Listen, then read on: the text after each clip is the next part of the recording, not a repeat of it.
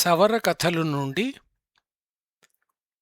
కాకి అనే నిజంగా చిన్న కథ.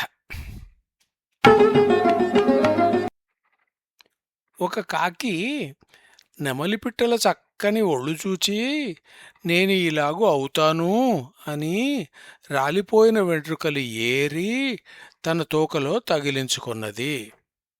ఓహో, ఇప్పుడు నెమలిని అయినాను, చక్కని దానను అయినాను అని ఆలోచించుకొని నెమలిపిట్టలతో కలిసి ఉండవలను అని నెమలిపిట్టల వద్దకు వెళ్ళినది.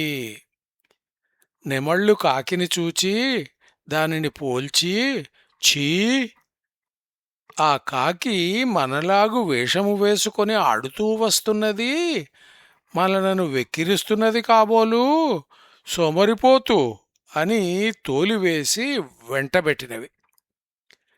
కాకి చింతించి ఏమి చేతును, నా బంధువులతోనైనా కలుసుకుంటాను అని వెళ్ళినది గాని కాకులు ఒప్పుకున్నవి కావు.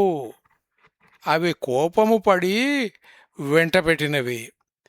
నీవు మా కులముదానవు కావు అన్నవి. తరువాత కాకి విచారించి ఒంటిగా ఒక మూల కూర్చుండి నెమలి వెంట్రుకలు తీసివేసినది. అయినా దాని బంధువులు ఒప్పుకున్నవి కావు.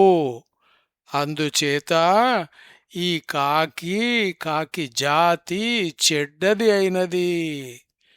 ఏమిటి దీని భావము? గొప్పవాడిలాగున బట్టలు కట్టుకుంటే గొప్పవాడు అవుతాడా? అందరూ మనుషులు చీ అంటారు. నెమలి కుచ్చు తగిలించుకుంటే కాకి నెమలి అవుతుందా?